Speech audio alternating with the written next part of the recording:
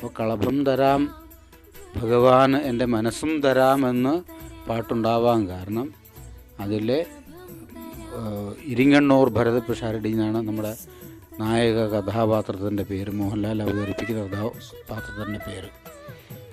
അവർക്ക് ജീവിതത്തിലൊരു പോസിറ്റീവായൊരു അവസ്ഥ ഈശ്വരൻ കൊണ്ട് കൊടുത്തപ്പോൾ എനിക്ക് നിനക്ക് തരാൻ. അതുപോലെ ഈ പെൺകുട്ടിക്ക് ഒരുപാട് നന്മ ഈശ്വരൻ കൊടുക്കുന്ന ഒരു എഡ്ജിൽ, അതിൻ്റെ ഒരു വല്ലാത്തൊരു നിമിഷത്തിൽ ആൾക്ക് ഞാൻ 1000 ഉറുപ്പിക തരാം ഭഗവാനെ എന്ന് പറയാൻ പറ്റില്ല.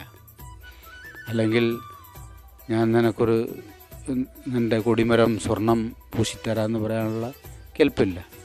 ആൾക്ക് ഒരു നുള്ളു കളഭം തരാം, ഞാൻ എൻ്റെ മനസ്സും തരാം. കളഭം തരാം ഭഗവാനിൻ മനസ്സും തരാം.